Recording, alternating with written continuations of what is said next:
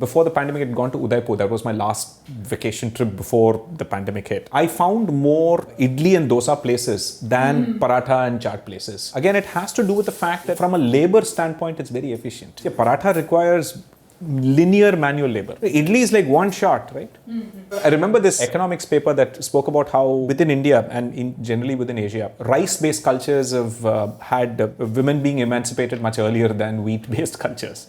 Women are far more likely to have time for going to school and for work if it was rice-based, because you could just make stuff quicker as opposed to sitting and kneading dough and, one by one, everybody in the house has to sit and make parathas and chapatis or breads or pita all day. We are very happy to be speaking with Krish Ashok today, software engineer, columnist, author, musician. Krish is probably most known on the internet for looking at Indian food through the lens of science and explaining our various cooking processes with science. He is the author of the well-regarded book on the subject called Masala Lab. As we know, looking at food with a scientific curiosity also means encountering the reams of misconceptions and misinformation regarding our eating habits. Krish tackles the various such small and large conundrums that we face in the kitchen through his information-packed, short and succinct videos, into which he also manages to inject a dose of cultural nuance and empathy. A brief heads up for everyone, we didn't actually ask Krish to debunk any specific food myths during the course of this episode, focusing instead on the broader thought processes behind the work that he does. So if you're looking for science-backed info on anything from which is a better flour, atta or maida, is it okay to use non-stick cookware, is jaggery better than sugar, is MSG safe, and many more such questions, we highly encourage you to go watch Krish's videos. He makes them in both English and Tamil. We will link his Instagram and YouTube accounts for you below. Namaskar Bundhugan, you are watching Rannaghore Ke, a fun adda with old and new friends about food, life and everything else. This is episode 6 with Krish Ashok.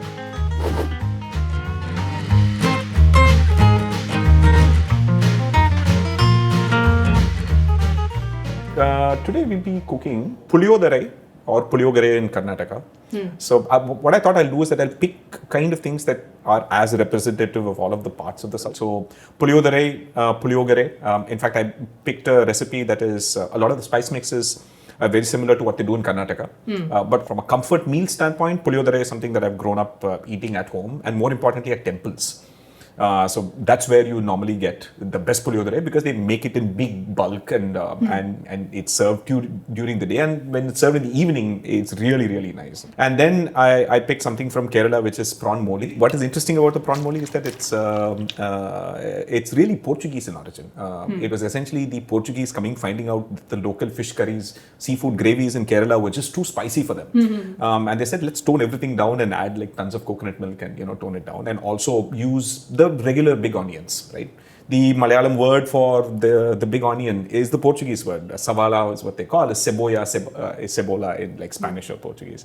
And the other one is the Chettinad chicken curry. Again, within the south, Chettinad is cuisine is the slightly more elaborate one, in that they've always been these very rich agricultural communities, and so in general, the more involved the cuisine, it means that people are rich and they have people cooking for them, right? As opposed to urban cooking in Chennai, which is usually optimized for quickest amount of time, make everything with rice, and get to work, and so on. So the puliyodare it uses two different kinds of spice mixes. Yes. So what goes into the more elaborate, more aromatic spice mix is cumin, coriander, curry leaves, mustard, chilies, fenugreek as well, which is very important. So these have been dry roasted first, and so just dry roast them. Yeah. Did that beforehand, and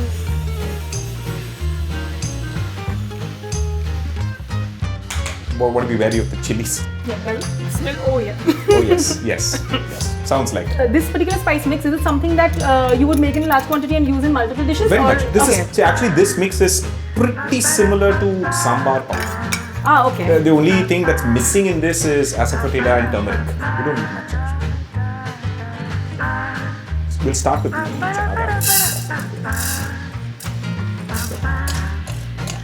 You do a mind-boggling number of things. That is something that is very noticeable about you. You work a full-time job at a large IT consultancy firm. You compose music, which you then go on to record it, film it, and put it up on social platforms. You research and write about food, and you've written a book, obviously, Masala Lab. What does your day look like? Do you have a designated hour in a day for each interest? How does this work? I've gone through a period when I was trying to overthink this and try to really calendar every minute and every hour and do analytics on how much time am I spending on each and all of that. But over time, I realized that it seems more mind-boggling than it actually is. I've come to sort of call what I do strategic laziness, meaning that any skill that I pick up, I only pick up one if it's scalable, two if it's parts of it are automatable. And in that sense, for me, I think software, music, and cooking were ideal. I used to play live, but I don't play anymore. Playing live takes a different level of preparedness. Recording music on the internet is a bit like writing software. Right? Whatever you hear is essentially me playing like a small 1 second loop like 100 times till I get it right. But I then use that one that I got right, and then you assemble it using Lego blocks almost. Right? So I've chosen those hobbies so that I mean, if my hobby was like fishing or skiing, etc., that wouldn't really scale, right? The pepper and so yeah, you put the cumin and the pepper. Yeah. So see, this powder's job is largely to add some textural contrast with a little bit of aroma. The other mix is just pure aroma and spice and so on. A big part of actually cooking in somebody else's kitchen is you not having the muscle memory of temperatures and heat levels, and it sort of takes me back to how I used to get annoyed at my parents when they asked me to play the violin for someone else in another setting on somebody else's violin. I'm like, no, this is an instrument that has no frets. So my ability to play in tune entirely relies on muscle memory built on that one instrument I have, right? In your email to us, you said that this was the modernist tamarind rice. So originally this dish was meant to be something that you do very quickly. People would make large amounts of that sauce and keep it in the fridge. And when they want to make tamarind rice, it's just cooked rice and they would just hand mix it on the plate and eat. But here what we're actually deliberately doing is adding a few more layers. We were sort of textural contrast and adding a few other spices as well to bring out a little bit more aroma and so on. So I think that's really what modern, so it's not necessarily my invention. So I think one thing about food is that nothing is really my invention. The reason why recipes are not copyright protectable is that it is commons knowledge, right? So it's built on somebody else's knowledge, that's built on somebody else's knowledge. Right? Yeah. So yeah, that's really, it's just constant tinkering all the time.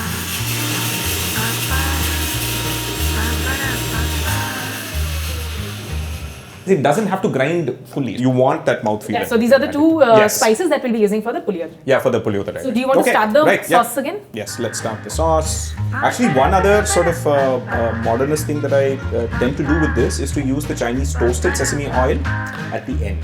Yeah, okay, we can do that. Yeah, if you have that. Yeah, we have. We can just more than merry generally. Brings that textural contrast. Sort of right on that part. Okay. Yeah, we can always, once we make the sauce, we can always adjust it to go. Chalo. I think that should be yeah. So you recently started a series on your Instagram account where you debunk some food myths. I was more interested in science communication and in using food as a way of explaining science. And it's fascinating how even people who are engineers and people with a background in science sometimes don't apply that same science that they already know and apply it in other areas, but they're unwilling to apply it to food. They're willing to believe all of the nutritional misinformation, like saying that, this a small amount of ginger and turmeric will, cure COVID and those kinds of things. I am not interested in taking that social media friendly tone of, you guys are all idiots, this is the scientific way to think about this and so on, because it doesn't really persuade people. I would much rather tell them to say, look, you know this. You just think about your high school science and you'll realize that, come to that conclusion yourself and you're far more likely to, believe it. So two questions from this. First is, you mentioned that people are unwilling to apply the science that they apply to other parts of their lives to cooking. Is it because that is something that they associate the work of women, their mothers? So, that couldn't possibly be scientific because, there's a condescending perception of it. Look, very much. You're spot on. Even if you take art in general, right? Art is supposed to be at the pinnacle of human achievement and so on. And you would expect that art should hold a mirror to human society. But even in art, if you see, look at the status of, say, painting over knitting and crochet. They require equal level of artistic ability, but crochet is seen as a woman's thing. There are no galleries and museums dedicated to crocheting and embroidery, but there is for art and painting. You tend to devalue the labor of women because you take it for granted. For example, a big part of the reason why my book sold very well. I am fully aware that it's the novelty of it coming from a guy. Somehow people will listen to scientific gyan coming from a guy, despite the book literally saying all the book is doing is taking all our grandmother's tacit knowledge and just explaining that with science. There's nothing new there. With all scientific explanation of cooking technique, if you take Harold McGee's on food and cooking, Alton Brown's Good Eats, Kenji's work, they tend to acquire a set of very broy male following. Exactly. And in fact, Kenji talks about it in one of his interviews recently in New Yorker. I think with Helen Rosner. Helen Rosner. It's fantastic. Where he also admits that this is a serious problem that he hadn't really accounted for. How do you feel about the fact that some random armchair cook may be waving his book at his grandma or some traditional cook who's cooking every day and is a far superior cook to him? Yeah, exactly. In fact, I knew this would happen, and the preface of the book literally says, please do not go mansplain your grandmother. Right? People can cook the most amazing food without knowing the Maillard reaction and all of that. It's not like they don't know the Maillard. They do. They don't know the name. They do know browning builds flavor. They do know when something is gelatinized. Part of the slightly more difficult things that I have to do on the internet regularly is that I'll be tagged by someone. It's like, hey, take a look at this person who's doing something unscientific, right? And now I have to then tell them that, well, you know what? I think they know what they're doing. When it comes to science and cooking, it's not about right or wrong. Ultimate aim is to make delicious food. And you can make that in a mind-boggling number of ways, including ways that to you might seem like you don't really need to do that. Like, for example, people who believe, for instance, that, rubbing the ends of a cucumber makes it less bitter. There is no harm in then continuing to do it as part of just the ritual of cooking, right? You don't have to say, hey, by the way, you stop doing that. It's good to have the knowledge that it may not help. Yeah, because not everybody approaches cooking or any hobby that way. So I might not want to make my cooking completely optimized and efficient. Exactly. Like, I might want to wander and do things at my own pace. Exactly. So there's this cult of productivity and optimization that unfortunately the internet and people also see the mindful act of cooking as a way of remembering their grandmother, their mothers, and the ancestors before them. Right. And in your mind, it might be just down to respect that that look, it's part of my identity and this is how we cook it. Let's be fair. Food as identity has its problematic areas as well, particularly in India, with caste and ritual purity and all of that. But for an individual following a certain method and saying, no, this is the sequence I will do this, not because it's scientific, but because this is how my mother did it. And I remember my mother or my grandmother when I do that. This actually reminds me of the recent interview that you did with Shoaib Daniel for Scroll. The interview is excellent. We'll just link it down in the description. Yes. And also Helen Rosner's piece with Kenji. You were asked to comment, I think, on, why are we so hung up on the notion of authenticity? What you said was quite interesting, that our notion of authenticity comes from how we process food memories. Authenticity is then something personal and subjective. Yeah. But that is not our cultural perception of authenticity, right? Yes. If somebody's saying that this is authentic, what they're implying is universality, that this is it, this is the ultimate version. Yeah. So why do you think there is this disjunct between something personal and why are we so keen to make it universal? No, I think at the end of the day, as a social species, we are not wired for going out into the world and saying, this is me, this is just me. We are wired for seeking validation, and which is why we form tribes. But creation of tribal identities require you to define the other, meaning that that's not us. Which is why all religions tend to have food rules. Because if they did not have food rules, very hard to sustain a tribe. Because once they move, once they grow elsewhere, you need these kind of rules to tether you back into that identity. Every religion, every community, sub-community will always say, this you cannot eat, this you can eat. Because they know that once you have that behavior, then you're naturally making it harder for them to mix with others. Yeah. I think we're kind of almost there. Yeah, okay. So the one counter perspective to my view on, say, authenticity is essentially that if someone, let's say a homemaker in Maharashtra or Karnataka somewhere, in Gulbarga, starts a YouTube channel and she's like, I can never find any content on the internet about, say, the cooking of, say, Gulbarga, for example, North Karnataka in that case. I am essentially sharing my identity.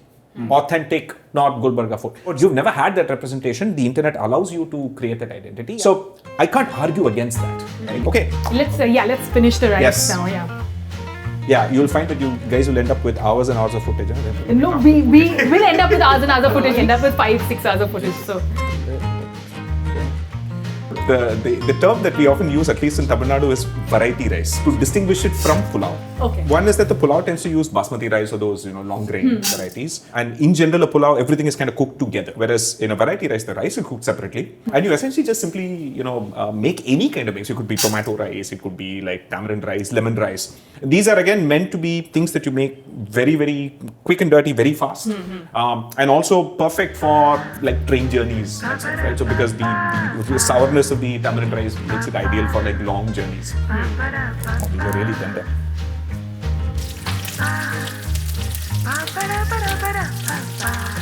Right, fine. Add the cheese, fine. This already looks very nice. Yeah. Usually peanuts more the merrier because it just adds nothing.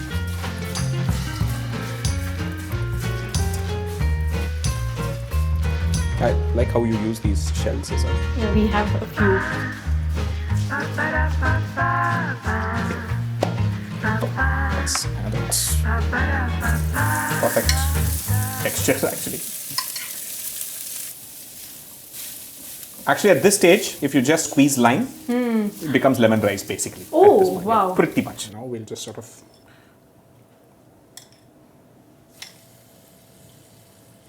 this first, and then we'll add more. The second spice mix that we made, this is the one with the chana dal and that texture, right? So we'll add about,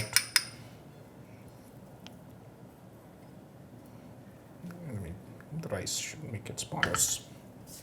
So this adds a bit of that texture to that, yeah. Yes.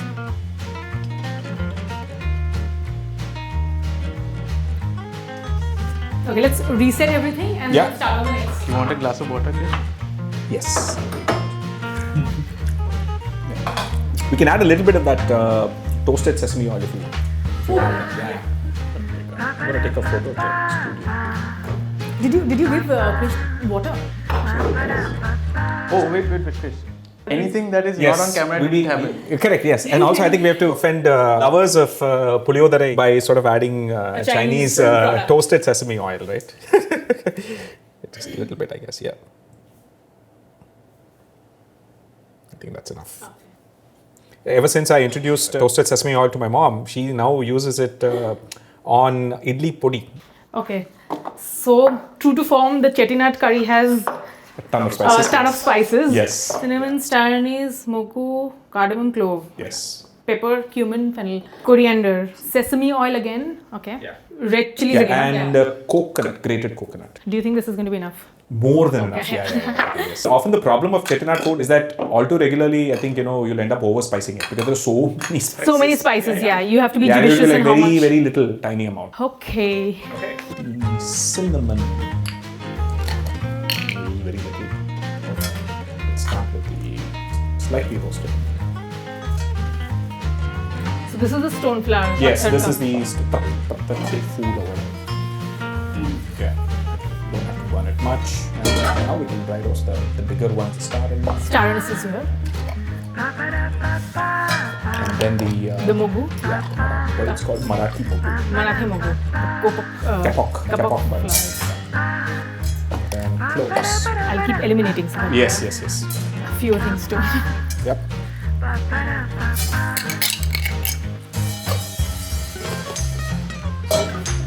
Yeah. These tend to be hardier than coriander tends to burn quickly. So we can switch this off. Is that? Yeah. Please use a lot of garlic. I spent a greater part of my evening yesterday feeding the garlic. Chettinad food is very heavy on garlic, so.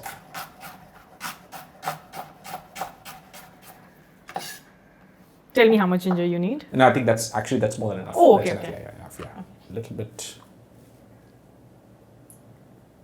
Okay, then we'll add the shallots. For now we can use these whole because we're actually making just a paste to start with, right? So you just want a little bit of browning and all of that, right? So they are smaller and so therefore kind of cook a bit faster than.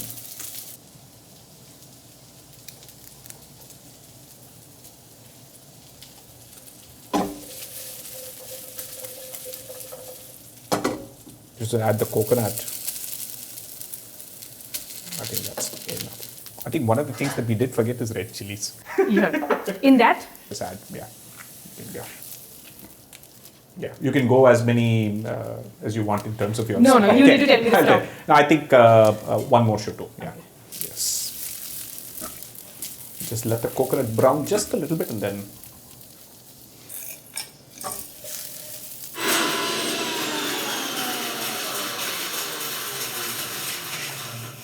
You're aiming for a coconut, the chutney kind of consistency. So you'll add water a little bit later. Okay.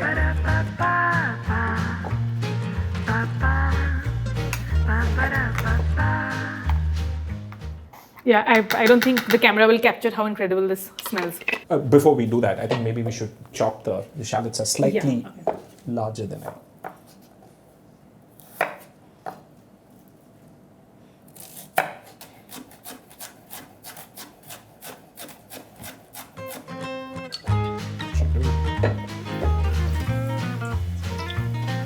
The general thing with these kinds of curries is that once you add the chicken, you just lower the heat and let it slow cook, especially with the bone-in ones, right? Yeah. The paste is already cooked, right? So that's the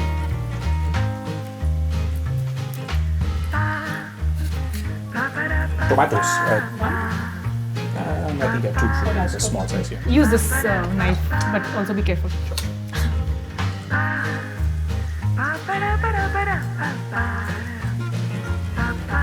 One of my other things that I often now do is keep a bottle of this really cheap rum or brandy. And then basically when I'm doing any kind of this sort of whatever it is, right? And then I would just, at one stage, I just add a little bit of that. And the alcohol will extract even more flavors from the... We have a selection. If you it won't harm at all. Yeah, a little bit of all won't harm at all. Okay, turmeric. It's behind you. Right here. Okay, so how does this work? Just press or? Squeeze it. Squeeze, huh? Okay, not bad. That's enough. Let's actually start putting the chickens. Get 2 of the leg pieces maybe. And then usually marination is not a thing in the south at all. People just basically use a dry brine of salt and turmeric to sort of keep the chicken or keep any meat. And then simply let it, and it's directly cooked. We just let the chicken cook a bit, and then we'll just add the spice paste. Since you do work with Sanskrit and ancient texts and stuff like that, there's a growing tendency of people on all sides of a debate to cherry pick from ancient texts. Even we will say things like, oh, so and so text has mention of people eating pork and beef, and then on the other hand, there are people who will say that no, this particular thing that you're doing is unacceptable because Ayurveda says so. No matter what side of the political or ideological spectrum you are on, you'll always find some justification. Because you're not actually going to slope. Yeah, you're not. It's not only a slippery slope. It's not also a great way to persuade people. Exactly. So do you see any pitfalls of this line of argument? This is a universal global problem, right? It's a section of the population cherry picking, either literally interpreting or cherry picking, right? So the literal interpretation is a problem because the context of the time was different. For example, when I did a lot of the Sanskrit music and so on, right? One funny incident that happened is I translated Rammstein's, which is a sort of German heavy metal industrial rock band. And they have a song called Du hast, right? The lyrics of Du hast in German are a parody of the wedding vows. Okay. Do you take me to be, etc., etc. Okay. And the answer is 9. So when, till death do us part 9, right? So it's basically answering no to all of the wedding vows. A wedding planner got in touch with me and said, can I buy the rights to your song, etc. And I want to use it at a wedding in Madhya Pradesh, in Bhopal. And they said, Sanskrit is cool and people are looking for things like this, and we will play it at the reception. I told them, for starters, when all my music is Creative Commons, so you can absolutely use it. I have no problems as long as you credit it. But you do realize that the lyrics of the song literally say, would you want to marry me? Would you want to, till death was part? And the answer is no, right? And I've literally translated that to Sanskrit. That guy said, no, most people don't understand Sanskrit. And so I think people cherry picking are doing the same thing, right? They're not willing to go deep enough to really understand what it might say or understand the context in which it might have been said. Because all they want is the confirmation bias that comes from, oh, this is what it said and so it's right. Right? Yeah.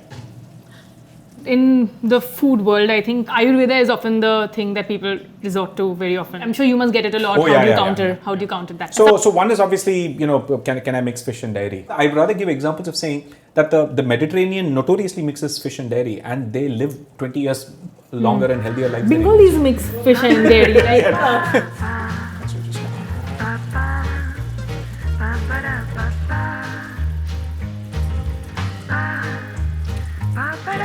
I think that's enough, yes. So, this we will let slow simmer for a while, and then good. Should I cover it back? You can cover it, yeah. And keep it at the lowest. Yeah, it's at lowest. Okay. This is called a bullet Okay. chili. Yeah, yeah, yeah. So Okay, fine. Yeah. because it looks like a bullet. Huh? Yeah. So how many would you say? How much black pepper do you want? Never hurts to put pepper.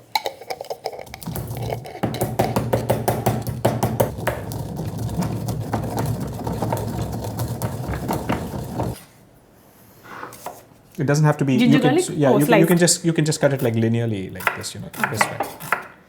This dish is meant to come together, like have the least amount of effort actually. Yeah. Please don't stab each other, India especially. One of the things I do is to teach high school kids a small sort of a session that aimed at explaining high school science, biology, physics, and chemistry, but using what happens in the kitchen, heat transfer, convection, radiation, and also things like enzymes. And one thing that kids always get, oh wow, sort of, they never realize that this was the case, is that when you cook meat, the cells are all dead because they died when the animal died, because animal cells require circulation, blood circulation, they require a lot of support services. On the other hand, plant cells work fundamentally differently. So plants cells are alive till you kill them. It is only when you put them in. So the act of killing is only when you cook. And again, largely to drive home the point that eating is ultimately one form of cell eating another form of cell. There is no eating without killing.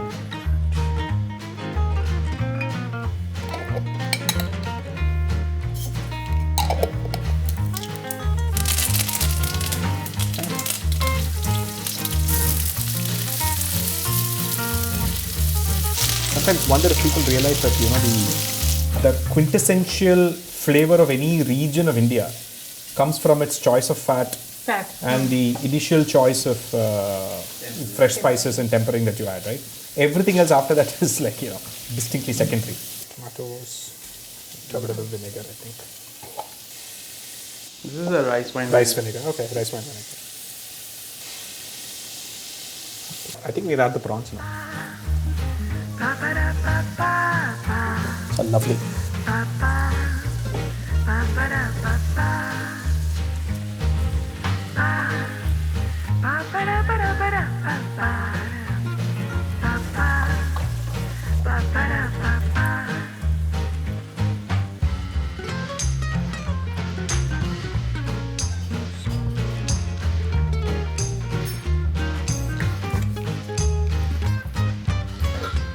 Yeah, and I think we can add some curry leaves garnished. Since you have really tender leaves, I think we can really use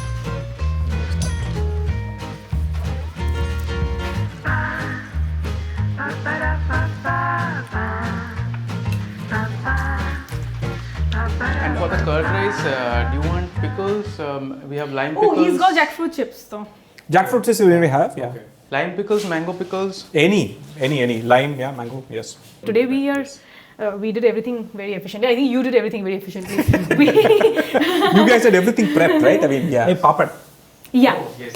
You want to try the rice papad? Okay. Yeah. So the one thing that my wife was like, okay, unfortunately it doesn't say when we bought this, so it has green chilies in the, yeah, so.